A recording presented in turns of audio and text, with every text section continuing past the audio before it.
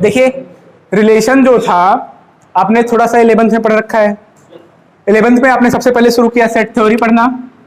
Set theory में आपको बताया गया कि कैपिटल लेटर से आप जो है सेट को लिखते हैं, उसके अंदर के एलिमेंट को कर्ली ब्रैकेट के अंदर कामा लगा लगा के लिखते हैं ना, ये बता दिया गया।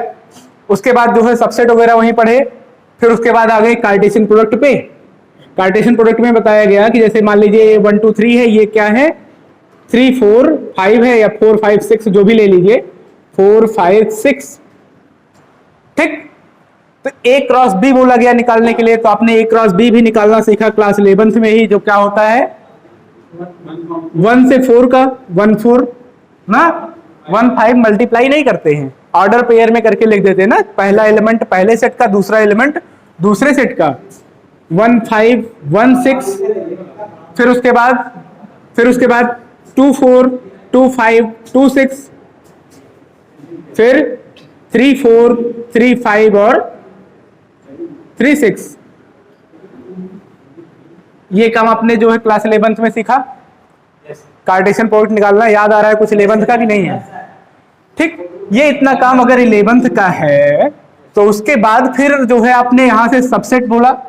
सबसेट इसके कितने एलिमेंट आए, ए में कितने एलिमेंट थे 3, बी में कितने एलिमेंट हैं 3, तो ए क्रॉस बी में कितने एलिमेंट आए 9 एलिमेंट आए। 9 एलिमेंट से इसके कितने सबसेट्स हो सकते हैं 2 to the power n। Number of subsets कितने होते हैं किसी सेट के, नंबर ऑफ सबसेट्स जो आप लिखते हो तो 2 टू द पावर n वो सबसेट बताते हो ना। अगर इसके 9 एलिमेंट्स हैं तो इसमें कितने सबसेट होंगे 2 to the power 9। Number of subsets equal to 2 to the power 9। 2 to the power 9 का मतलब 512 512 सबसेट इस सेट के हो सकते हैं ए क्रॉस बी के। और रिलेशन की डेफिनेशन ही यही थी कि any subset of Cartesian product is a relation. Cartesian product का कोई भी सबसेट क्या होगा रिलेशन होगा। आप इसका कोई भी सबसेट लिख डालिए, ए क्रॉस बी का एक सबसेट मान लीजिए हमने लिख दिया R1, कुछ भी ले लीजिए इसी में से 1 4 1 5, बस करिए हो गया एक सबसेट। एक एलिमेंट 2 एलिमेंट 3 एलिमेंट चाहे जितने एलिमेंट बनते हैं उतने एलिमेंट लिख के आप जो है सबसेट को लिख सकते हैं। R2 दूसरा रिलेशन लिख दीजिए 3 4 3 6 2 5, एक रिलेशन हो गया, ठीक है। तो आपने बताया कि कोई सेट है और दूसरा सेट है, दोनों का कार्टेशियन प्रोडक्ट किया।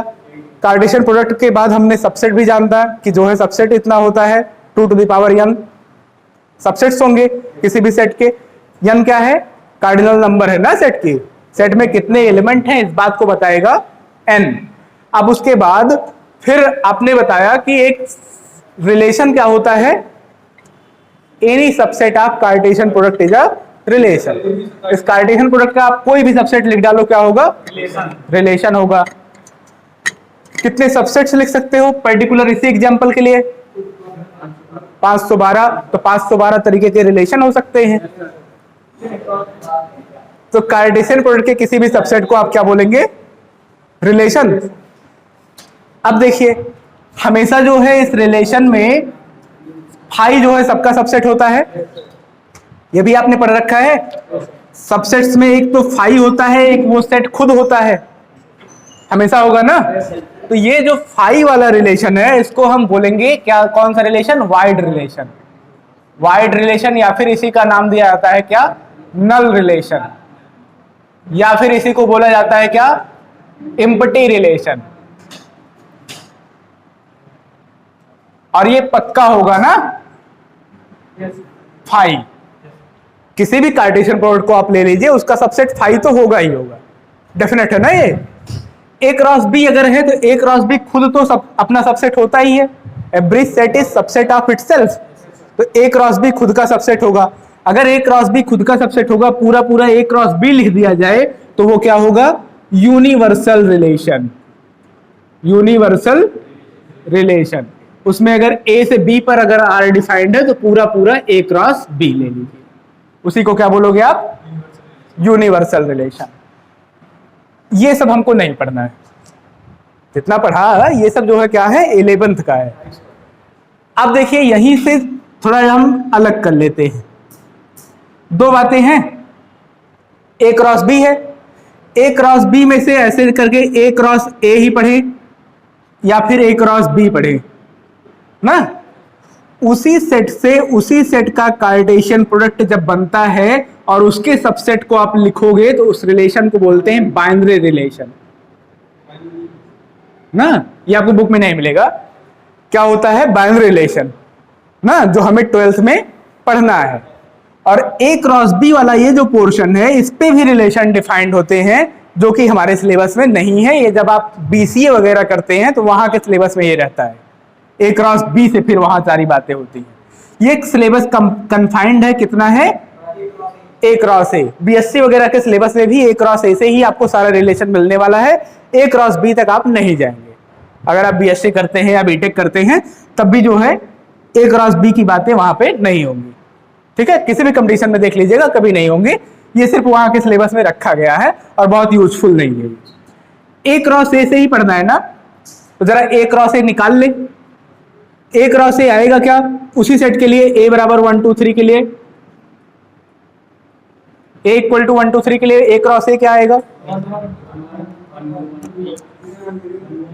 1 1 1 2 1 3 2 1 2 2 2 3 और 3 1 3 2 3 3।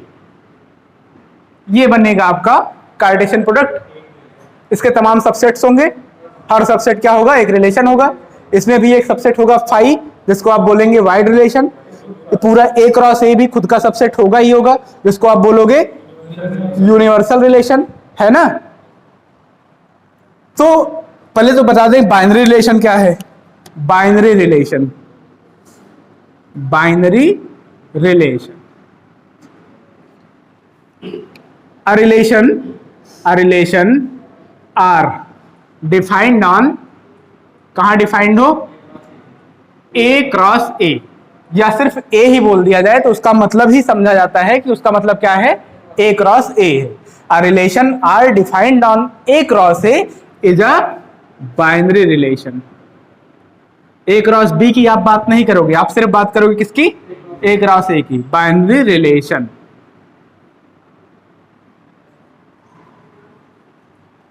सिर्फ यही हमें पढ़ना है ना। इसी के टाइप्स हैं जितने हमको पढ़ने हैं, जो हमारा reflexive relation, symmetric relation, transitive relation, वो सब कुछ बाइनरी रिलेशन के अंदर ही आता है। और बाइनरी रिलेशन का काम क्या है, उसी सेट से उसी सेट का रिलेशन। आप किसी भी सवाल में देखेंगे कभी दो सेट का रिलेशन आप नहीं पढ़ेंगे। रिलेशन की डेफिनेशन आप दो सेट पे पढ़ेंगे कि any subset of order pair, any subset of A cross B cartesian product is a relation. इसका कोई भी सबसेट आप उठा के लिख दो एक रिलेशन है, तो इसका भी कोई सबसेट उठा के लिख दोगे ए क्रॉस ए का भी, तो वो क्या होगा एक रिलेशन होगा। बाइनरी रिलेशन में सबसे पहले आता है आइडेंटिटी रिलेशन, जो आपसे नहीं पूछता है। आते हैं बस इसी के बाद सिलेबस स्टार्ट हो जाएगा, ठीक है। कॉन्सेप्ट समझने के लिए जानना जरूरी। आइडेंटिटी रिलेशन, आइडेंटिटी नाम से हमेशा आइडेंटिटी वर्ड आपको मिलता ही मिलता है, अपनी पहचान ना खोई।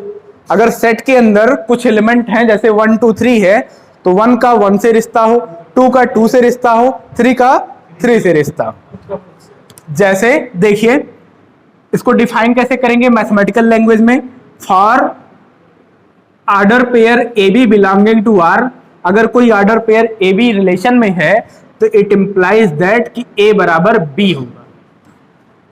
कहने का मतलब जैसे एग्जाम्पल के तौर पे अगर समझा जाए तो R इक्वल टू क्या है R1। एक एग्जाम्पल दे दें हम 1 1 1 2 3 के लिए सिर्फ बात कर रहे हैं, 1 1 2 2 3 3, ये क्या है आइडेंटिटी रिलेशन।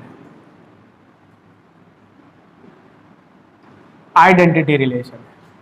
अगर इसी के लिए बात की जाए और कुछ उठा लिया जाए 1 1 2 2 3 3 और इसी के सबसेट में से कुछ और ले लीजिए 1 3, अब ये आइडेंटिटी रिलेशन नहीं है क्योंकि इसमें एक ऑर्डर पेयर 1 3 आ गया है जिसमें 1 नॉट इक्वल टू 3 है ना, ठीक है। अगर रिलेशन में ऑर्डर पेयर हमेशा ऐसा आता है कि जिसमें जो है दोनों एलिमेंट बराबर हो, दोनों एलिमेंट बराबर हो, तो वो रिलेशन कैसा है? Identity relation. तो अगर ऑर्डर पेयर ए बी में, order pair A B relation में है, तो हमेशा कंडीशन यही है कि ए बराबर बी होना चाहिए आइडेंटिटी रिलेशन बनने के लिए। ठीक है? तो अगर किसी सेट में मान लीजिए 1 2 3 4 एलिमेंट है, 1 2 3 4 है, तो इसके अलावा कुछ भी नहीं होना चाहिए।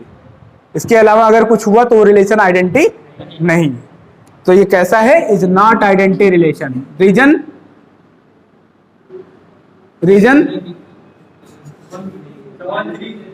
1 3 belongs to R but 1 not equal to 3।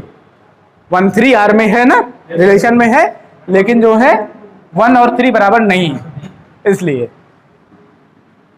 आते हैं मेन सिलेबस पे, जो हमारा एक्चुअल काम है, वहीं से शुरू करते हैं। ज्यादा कुछ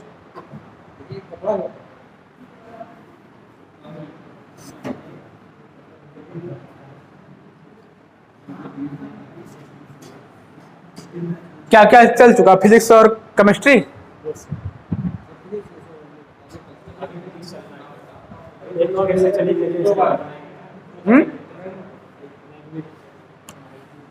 अब देखिए, जो हमारा मेन काम है उसमें पहला समझिए, इसको पहला ही नंबर देते हैं। ये तो बस बेस था, रिफ्लेक्सिव रिलेशन। आप बुक उठाओगे तो यहीं से आपको मिलेगा ना, रिफ्लेक्सिव रिलेशन। जैसे अभी आपको बताया ना कि ये एक ए सेट है कोई, इसी पे सारे एग्जांपल्स लेके समझते हैं। कोई सेट ए है ना, तो ए क्रॉस ए आप आराम से लिख सकते हो। ए क्रॉस ए का कोई भी सबसेट एक रिलेशन होगा और वो बाइनरी रिलेशन होगा। बाइनरी रिलेशन के अंदर उसे रिफ्लेक्सिव होने के लिए कंडीशन होनी चाहिए कि for R defined on A, R defined on A. इसका मतलब क्या हुआ? ए क्रॉस ए का सबसेट है यार। R defined on A, order pair a belonging to A, for all a belonging to A. सारे स्मॉल ए कैपिटल ए के element के लिए order pair a must belongs to R. मतलब जैसे सेट ए में क्या आया है? 1 2 3, तो 1 जो है ए में है, 1 के लिए 1 1 होना चाहिए, 2 के लिए 2 2 होना चाहिए, 3 के लिए 3 3 होना चाहिए। ठीक है? तो हमेशा जो है जितना सेट रहे, जो भी सेट रहे, जैसे आ गया ए बी सी डी आ गया, तो ए के लिए ए होना चाहिए, बी के लिए बी होना चाहिए, सी के लिए सी होना चाहिए, डी के लिए डी होना चाहिए। ओके? जितने भी एलिमेंट हैं सेट में, वो सब खुद से रिश्ता रखने चाहिए। अगर एलिमेंट्स का रिश्ता खुद के साथ नहीं है तो रिलेशन रिफ्लेक्सिव नहीं। अगर एलिमेंट्स का रिश्ता रिलेशन खुद के साथ नहीं है तो रिलेशन रिफ्लेक्सिव नहीं। कहने का मतलब ये निकला कि एग्जांपल के लिए अगर देखा जाए और R1 को डिफाइन किया जाए, मान लीजिए इसी का सबसेट एक ले लिया, 1 1 2 2 3 3 इज रिफ्लेक्सिव। ये रिफ्लेक्सिव है अगर ए की वैल्यू 1 2 3 है तो। उस पर्टिकुलर R1 एक सेट है ना, एक रिलेशन है, इसमें ए बराबर अगर 1 2 3 है तो 1 1 2 2 3 3 होना चाहिए। R2 1 1 1 2 2 2 1 3। यहां से क्या पता चला? यहां से क्या पता चला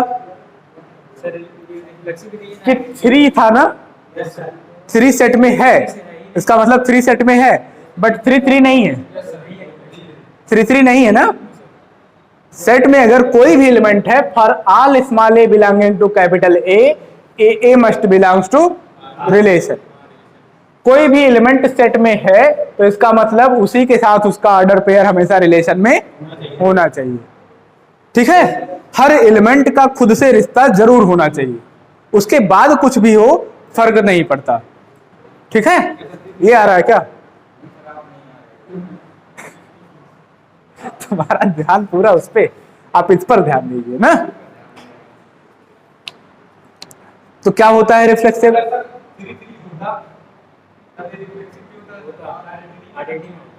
अगर 3 3 होता, हाँ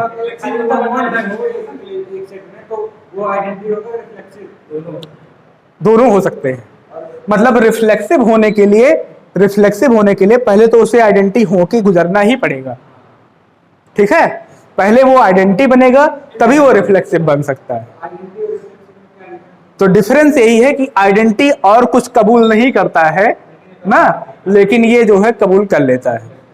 1 1 2 2 3 3 के अलावा कुछ और भी आ गया तो इसे एक्सेप्ट है, बट आइडेंटिटी को ये एक्सेप्ट नहीं है कि जो है उसमें कोई भी ऐसा एलिमेंट आए जिसमें ऑर्डर पेयर के दोनों एलिमेंट बराबर ना हो। इन दोनों में अंतर यही है ना। इसमें जैसे आ गया ये 1 1 1 2 3 के लिए बस बोला हूं, 1 1 2 2 3 3 हमेशा ये ध्यान दीजिएगा, 1 3 2 3। अब ये आने से कोई फर्क नहीं पड़ता, इतनी कंडीशन उसने पूरी कर दी है। 1 2 3 अगर 3 एलिमेंट थे तो 1 के लिए 1 1, 2 के लिए 2 2, 3 के लिए 3 3, इतना आ गया। हर एलिमेंट खुद से जो है रिश्ता रख लिया ना, उसके बाद किसी और से रिश्ता बनाए नहीं समस्या, ठीक है। इज ये नॉट रिफ्लेक्सिव है, ये नॉट रिफ्लेक्सिव है क्यों? 3 3 नहीं है। ये रिफ्लेक्सिव है क्यों? क्योंकि सारी कंडीशंस फुलफिल है।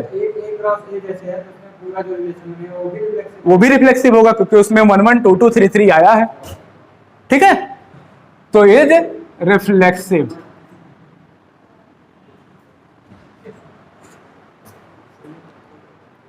जैसे ले लें रिलेशन भाई होने का,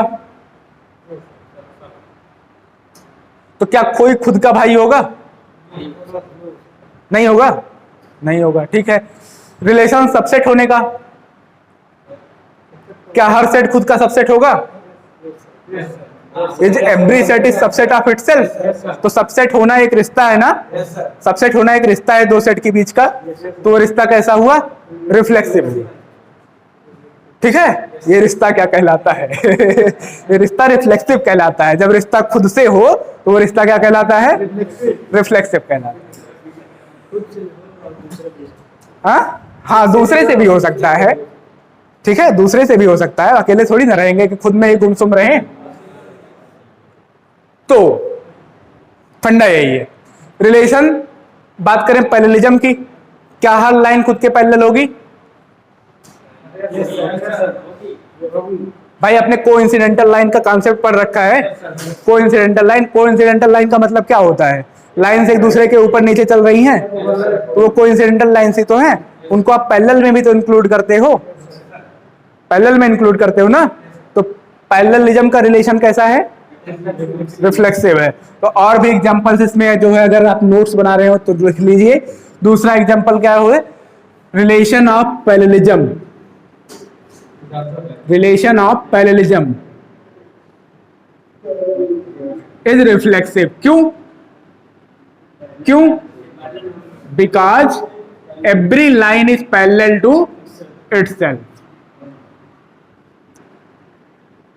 parallel to itself. Clear? Relation of parallelism कैसा है? रिफ्लेक्सिव। रिलेशन ऑफ सबसेट,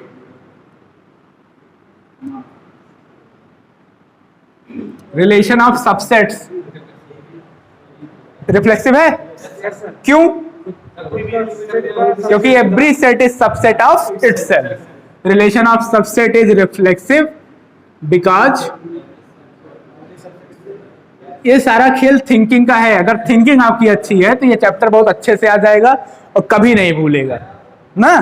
कुछ इसमें दम नहीं है, और अगर थिंकिंग नहीं है, लिखने का तरीका नहीं है, तो फिर कितना भी मेहनत कर लेंगे आएगा नहीं।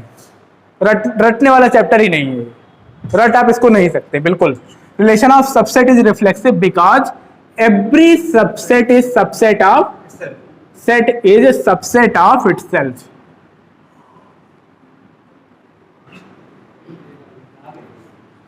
वो वाइस वाला घूम रहा है बढ़िया से।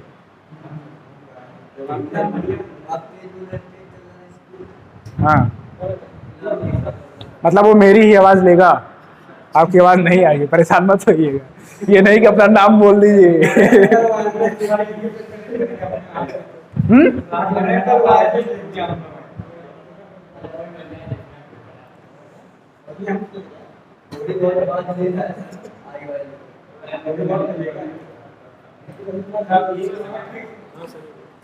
Because every set is subset of itself. ये रिलेशन कैसा हुआ?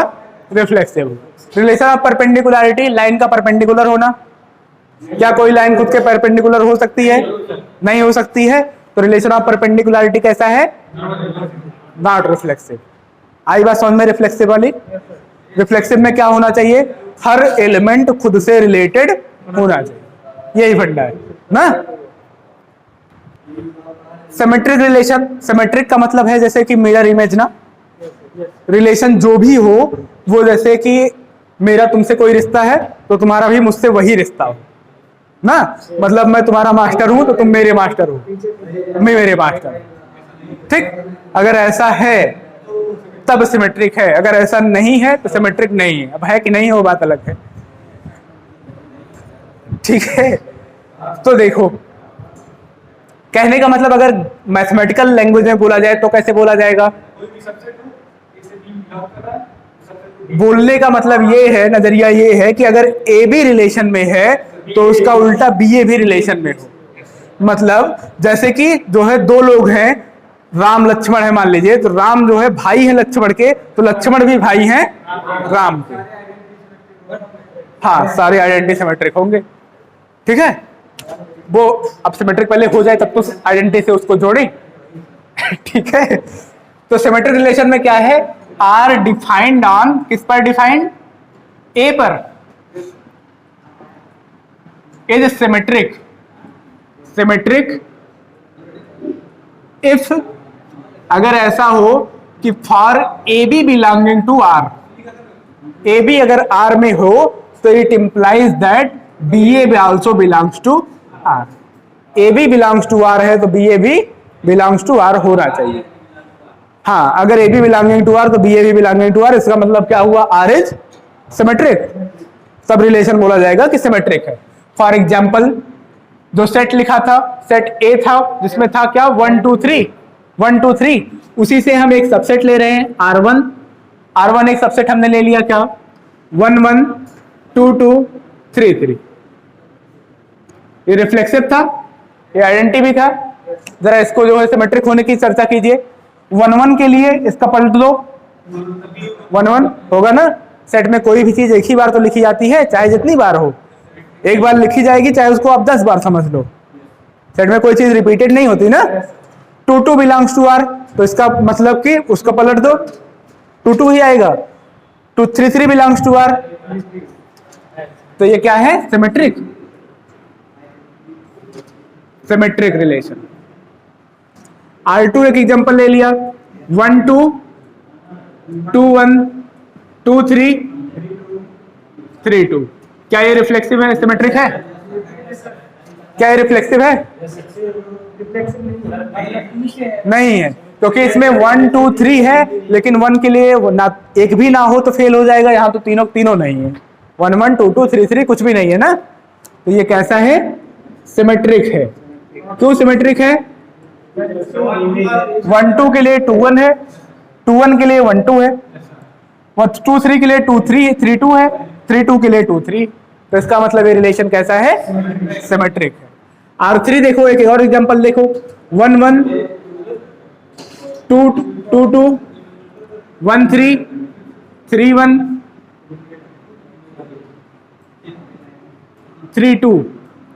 क्या ये रिलेशन सिमेट्रिक है? क्या ये रिलेशन सिमेट्रिक है? क्यों नहीं है? इस एलिमेंट की वजह से नहीं है, क्योंकि 3 2 के लिए 2 3 नहीं है, इसलिए रिलेशन सिमेट्रिक नहीं। Is not symmetric, not symmetric. Reason भी लिख दीजिए क्यों। 3 2 belongs to R but 2 3 does not belongs to R, इसलिए रिलेशन कैसा है? सिमेट्रिक नहीं। R4 एक और ले लेते हैं, देखिए जरा, 1 1 2 2 3 3 1 3 3 1। क्या ये रिलेशन सिमेट्रिक है? Is symmetric. इसका मतलब नंबर से आप खेल लेंगे, सिमेट्रिक ना। तो देख रहे हैं यहां से, और इसमें रिश्ता देख रहे हैं, ये 1 1 2 2 3 3 जो है, जो आइडेंटिटी रिलेशन था, वो आइडेंटिटी रिलेशन रिफ्लेक्सिव भी निकला, वो आइडेंटिटी रिलेशन सिमेट्रिक भी निकला। ठीक है, और जरूरी नहीं कि सिमेट्रिक होने के लिए रिफ्लेक्सिव भी हो ना, या आइडेंटिटी हो, लेकिन रिफ्लेक्सिव होने के लिए जरूरी है कि पहले तो वो आइडेंटिटी हो, आइडेंटिटी उसकी फुलफिल हो, उसके बाद चाहे जो। ठीक है, ऐसे रेगुलर लाइफ से एग्जांपल लेते हैं। भाई भाई का रिश्ता हो गया, मान लेते हैं जैसे ए ब्रदर बी ना, तो क्या बी ब्रदर ए? रिलेशन वही रहे। काहे भैया? हो सकता है बी लड़की हो तो, हाँ अब लड़के ही ब्रो आ गए हैं ना।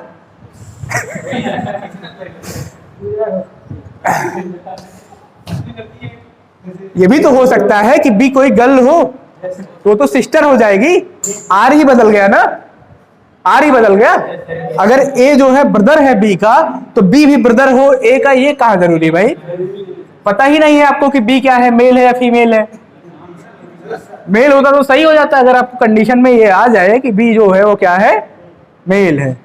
Does not imply b brother a as b may be sister, may be sister of a, है ना। जैसे जैसे जो है ले लें कि ए जो है बी का पिता है, तो क्या बी जो है ए का पिता होगा?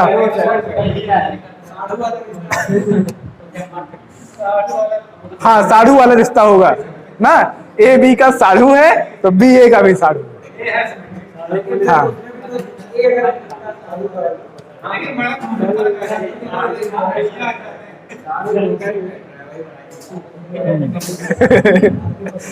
मे बी सिमेट्रिक, देयरफॉर ये relation is not symmetric, relation is not symmetric.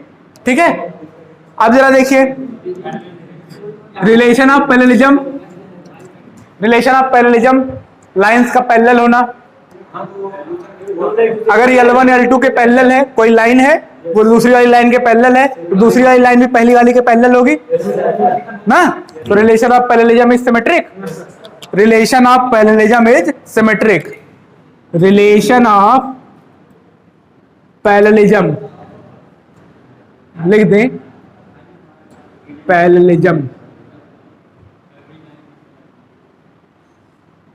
Is symmetric, symmetric as L1 parallel to L2 implies that L2 is parallel to L1। R की जगह क्या है, रिलेशन की जगह क्या है, पैरेलल होने का। रिलेशन ऑफ परपेंडिकुलरिटी, अगर L1 L2 के परपेंडिकुलर है तो L2 भी L1 के परपेंडिकुलर ही होगा। Relation of perpendicularity is symmetric.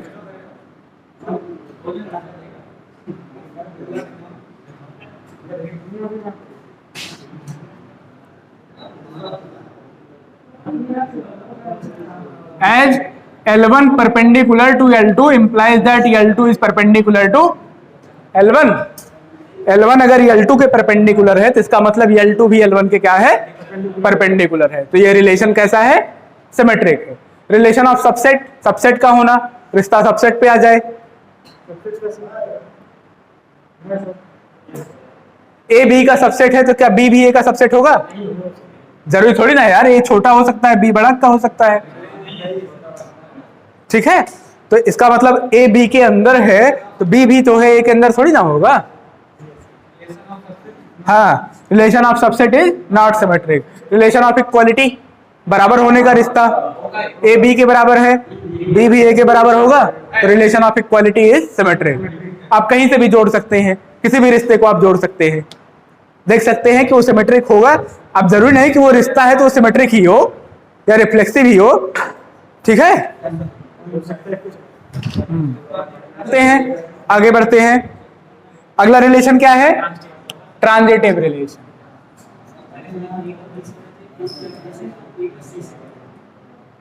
Transitive relation R defined on A. कोई रिलेशन जो कि ए पर डिफाइंड है ना, सेट ए पर डिफाइंड है। अब देखिए जरा, आर अगर ए पर है तो मतलब ए क्रॉस ए ही समझा जाता है उसको। ये मत समझिएगा कि कोई सेट ए से रिलेशन बन गया है। और R defined on A if कभी ऐसा बन जाए कि A B belongs to R, B C belongs to R, implies that AB equal to AC belongs to R। Condition क्या है? कंडीशन ये है कि जहां ये खत्म हुआ है वहीं से ये शुरू हुआ, जहां ये खत्म हुआ है वहीं से अगला वाला पेयर शुरू। ऑर्डर पेयर जो बन रहा है रिलेशन में, अगर ये कंडीशन नहीं बनती है, स्टार्टिंग की कंडीशन नहीं बनती है, तब भी वो ट्रांजिटिव है। इस बात को हमेशा ध्यान दीजिएगा। मान लीजिए जैसे कंडीशन नहीं बनी तो फेल भी नहीं किया ना, तो हम उसको ट्रांजिटिव में ही रखते हैं। ये परिपाटी बनी हुई है और यही चल रही है, ठीक। कंडीशन बनी तब तो ये होना चाहिए, कंडीशन बन ही नहीं रही है तब भी वो ट्रांजिटिव आप मानोगे, ठीक है। इसको आप कहीं नोट लगा के जो है अपनी कॉपी में रख सकते हैं। कंडीशन नहीं बन रही है तो क्या है, कैसे। अभी क्वेश्चन एग्जांपल लेके हम बता देते हैं आपको। एग्जांपल, एक सेट बनाया हमने R1, उसी एग्जांपल ए सेट के लिए A इक्वल टू 1 2 3 के लिए 1 1 2 2 3 3 1 1 2 2 3 3। जरा इस सेट की चर्चा कीजिए। इसमें 1 1 कोई ऐसा पेयर है जो 1 से स्टार्ट हो? ये 1 पे खत्म है। कोई ऐसा पेयर जो 1 से स्टार्ट हो? है नहीं ना। 2 ये 2 2 है, 2 पे खत्म है। कोई ऐसा पेयर जो 2 से स्टार्ट हो? नहीं है। 3 3 है, कोई ऐसा पेयर जो 3 से स्टार्ट हो? नहीं है। तो इसका मतलब ये रिलेशन बात ही नहीं हो पाई ना, तो ट्रांजिटिविटी फेल नहीं हुई। ट्रांजिटिविटी फेल नहीं हुई। अगर ट्रांजिटिविटी फेल नहीं हुई तो ट्रांजिटिव है। Is it transitive? एक दूसरा रिलेशन ले रहे हैं, R2 1 2 2 1 1 3।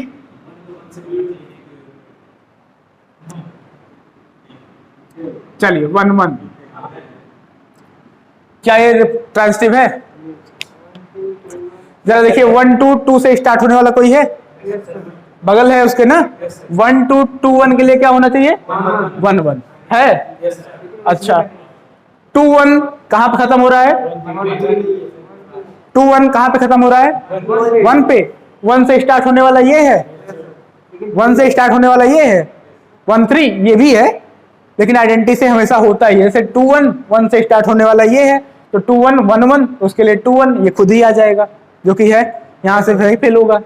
2 1 1 3 2 1 1 3 इसके लिए क्या होना चाहिए? 2 3 2 3 होना चाहिए ना। और 2 3 नहीं है, 2 3 नहीं है ना। तो अगर 2 3 नहीं है तो रिलेशन कैसा है? ट्रांजिटिव नहीं। क्यों नहीं है उसको रीजन बता दीजिए। Is not transitive, is not transitive. Why? Because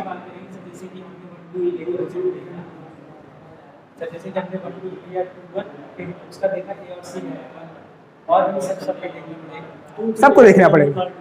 is not transitive because 2 1 belongs to R, R2 है, 2 1 belongs to R2, 1 3 belongs to R2। Does not imply कि 2 3 बिलोंग्स टू, बट ऐसे लिखते हैं, but 2 3 does not belongs to R2। इसलिए ये relation जो है क्या है? ट्रांजिटिव नहीं। R3 1 2 2 1 1 3 2 3 1 1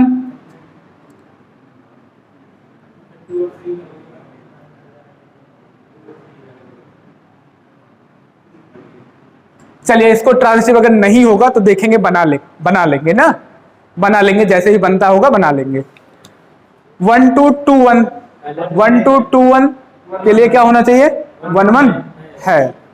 चलिए इसके पेयर के लिए देखिए 2 1, 1 से स्टार्ट होने वाला, उल्टा देख लीजिए ना, 2 1 2 1 से, यहाँ 1 से स्टार्ट होने वाला 1 2, ये भी तो बन रहा है। पहले सेट में कोई भी ऑर्डर का तो फर्क पड़ता नहीं है, कोई भी पहले लिख सकते हो ना, ये चेक करना थोड़ा सा मुश्किल होता है। देखिए 2 1 है और 1 2 भी है, पीछे से 2 1 1 2, इसके लिए क्या होना चाहिए? 2 2, नहीं है, नहीं है, 2 2 हम बनाने के लिए रख ले रहे हैं।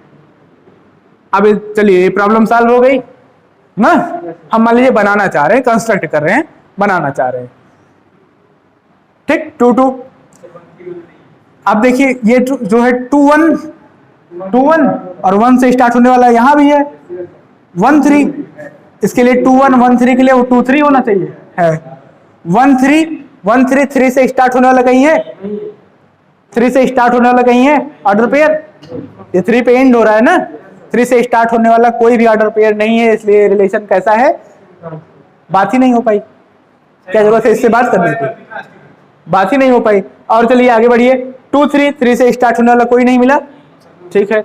1 1, इससे क्या चेक करना, ये तो होता ही है हमेशा ना, क्योंकि आप कहीं भी देख लीजिए 1 पे खत्म है, 1 से स्टार्ट होने वाला कोई देख लीजिए, ये देख लीजिए 1 1 1 3 1 1 3 1 1, उत्कर्ष 1 1 1 3 के लिए क्या होना चाहिए?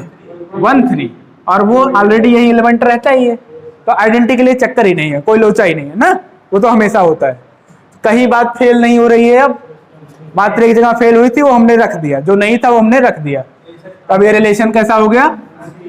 Is it transitive? आई बात समझ में? फील हो गया होगा तो सवाल लगाएंगे, आराम से सब आ जाएगा, परेशान नहीं।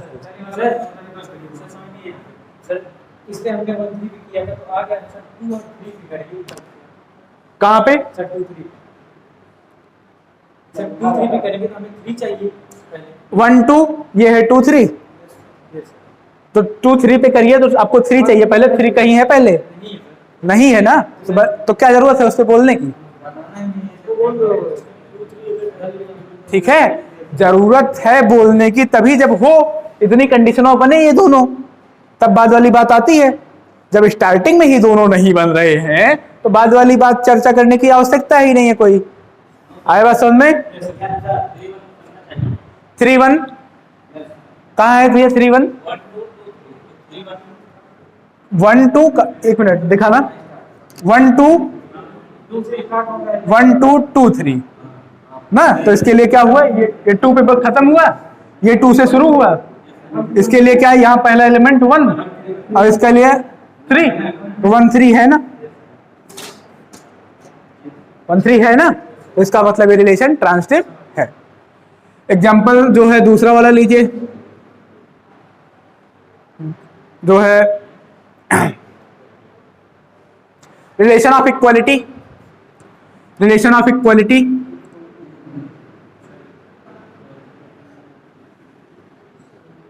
ट्रांजिटिव क्यों?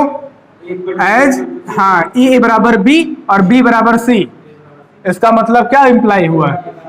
ए बराबर सी ना, इंप्लाई कर गया। रिलेशन ऑफ इक्वालिटी कैसा है? Transitive relation. Relation of parallelism is transitive. Parallelism perpendicularity होता है, पैरेललिज्म होता है, इज इट ट्रांजिटिव? क्यों? As L1 parallel to L2, L2 parallel to L3 implies that L1 is also parallel to L3 ना।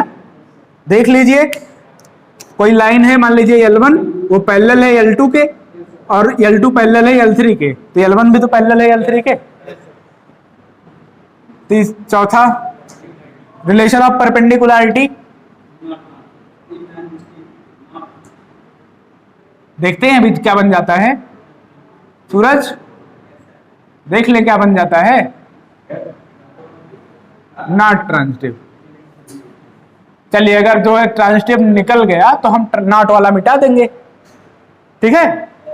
L1 perpendicular to L2, L1 is perpendicular to L2, L2 is perpendicular to L3। जरा structure बना लीजिए, एक line हमने बना ली L1, उसके perpendicular है कोई L2, L2 के परपेंडिकुलर एक लाइन है जो कि है L3। तो क्या L1 और L3 आपस में परपेंडिकुलर हैं? कहाँ है यार, पैरेलल हो गई। कहाँ देखो, L1 परपेंडिकुलर है L2 के, L2 ये वाली लाइन, L2 परपेंडिकुलर है L3 के ना, तो क्या L1 परपेंडिकुलर है L3 के? रिलेशन नहीं बदलना है आपको, L1 पैरेलल है ना L3 के, रिलेशन नहीं बदलना, रिलेशन वही है परपेंडिकुलरिटी का ही। तो ये क्या है हुआ, but L1 is not perpendicular to L3, therefore R is not, आपको बस समझाने के लिए है, ये सब काम नहीं, फील कराने के लिए, हाँ, इज नॉट ट्रांजिटिव। आई बात समझ में? ठीक है, ये है ट्रांजिटिव। फिर मिटा दें सर्कल का रिलेशन, चलिए चेक कर लेते हैं। क्या हर सर्कल खुद के कंसेंट्रिक होगा? होगा, तो रिफ्लेक्सिव है। क्या जो है, अगर ये कोई सर्कल है, मान लीजिए C1, दूसरा सर्कल है C2, एक सर्कल है C1 जिसका सेंटर ये है, दूसरा सर्कल है C2 जिसका सेंटर वही है, तो C1 और C2 का सेंटर एक ही है, तो बात करें C2 और C1 का सेंटर एक ही है, तो ये रिलेशन कैसा हुआ? सिमेट्रिक।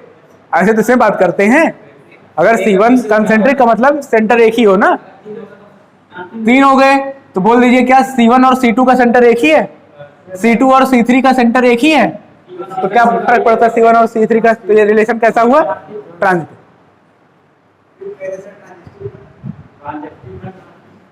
रिलेशन आपने बोला, रिलेशन आपने डिफाइन किया कि सर्कल के सेंटर का कंसेंट्रिक होना, सर्कल का कंसेंट्रिक सर्कल्स का ना, तो हर सर्कल खुद के कंसेंट्रिक होगा ही भाई। हम अगर सर्कल है तो हमारा जो है, जो सेंटर है, हम कैसे सर्कल हो सकते हैं ना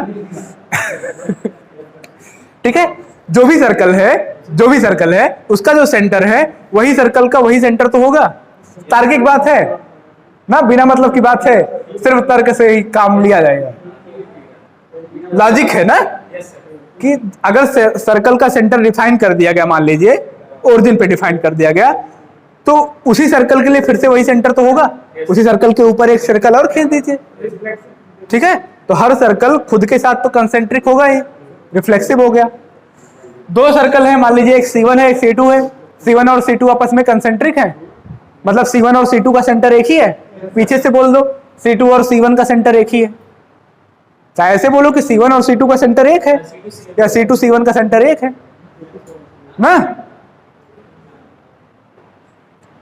अब ट्रांजिटिव में C1 और C2 का सेंटर एक है, C2 और C3 का सेंटर एक है ना, तो C1 और C3 का भी सब सेंटर वही है, तो इसका मतलब ट्रांजिटिव भी है। ले लीजिए साथ में पढ़ने वाले ना, मान लीजिए कोई x है कोई y है, x और y साथ में पढ़ते हैं, ये रिश्ता है। रिश्ता क्या है? साथ में पढ़ते हैं, x और y साथ में पढ़ते हैं, तो क्या x खुद के साथ पढ़ता है? हाँ पढ़ता है। क्या प्रॉब्लम है भाई? कोई प्रॉब्लम है? अपने साथ तो पढ़ेगा ही ना, ठीक है, डबल रोल हो गया समझिए। अगर दो लोग हैं, एक तरफ बोल दिए कि जो है मान लीजिए आशीष और ये हसनैन कुनैन, कंफ्यूजन हो जाती है। आशीष और कुनैन जो है साथ में पढ़ते हैं, तो कुनैन और आशीष साथ में पढ़ते हैं, वही बात तो हुई। तो जो है साथ में पढ़ने वाला रिलेशन सिमेट्रिक भी हो गया। साथ में पढ़ने वाला रिलेशन, ट्रांजिटिविटी की बात करें, आशीष जो है कुनैन के साथ पढ़ते हैं, कुनैन जो है यश के साथ पढ़ते हैं, तो आशीष भी यश के साथ पढ़ते हैं, तो हो गया कैसा? ट्रांजिटिव भी हो गया। और जो तीनों बन जाए, जो रिलेशन तीनों बन जाए, वो रिलेशन क्या है? Equivalence relation. तीनों equivalence relation, equivalence relation.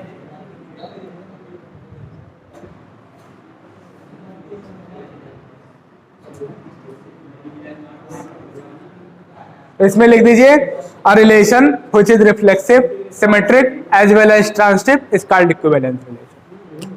A relation R on a set is called equivalence relation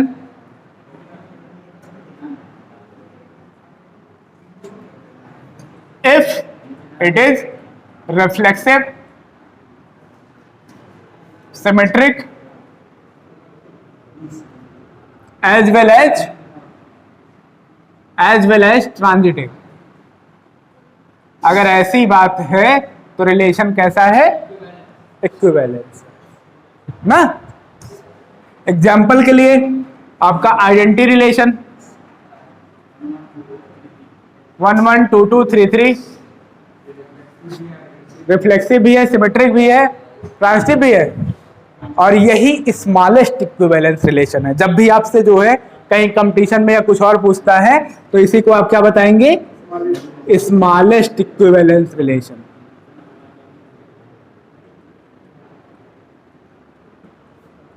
किसी set A equal to, set तभी की बात है जब सेट A इक्वल टू 1 2 3 है, तब, हमेशा नहीं ना, तभी ये स्मॉलेस्ट है। सेट कुछ बदला तो स्मॉलेस्ट भी बदल जाएगा ना।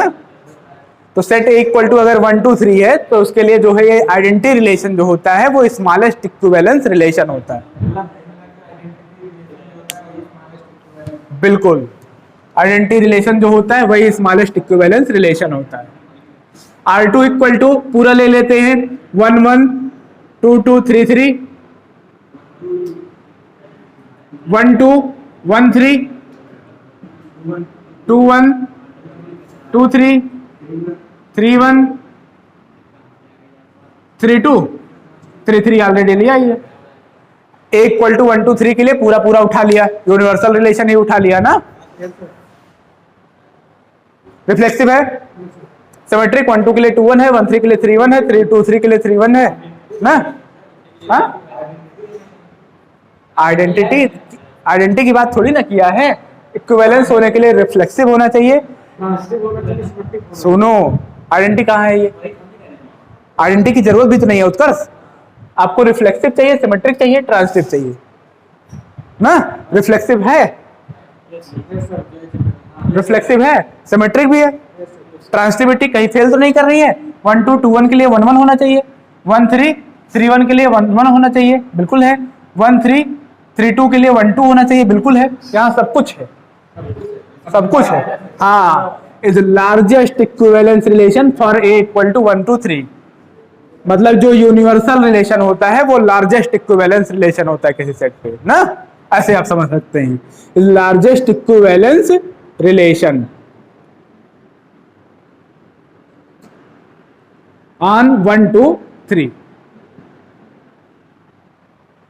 आई बात समझ में? ठीक है, तो आज के लिए इतना ही। फिर उसके बाद इस पे सवाल लगाते हैं ना, अगले टर्न पे मिलते हैं। थोड़ा सा इसको जो है एक बार खोद लीजिएगा ना। जब आप इसको जो है एनालिसिस करेंगे, इसके बारे में सोचेंगे तो एकदम अच्छे से दिमाग में बैठ जाएगा।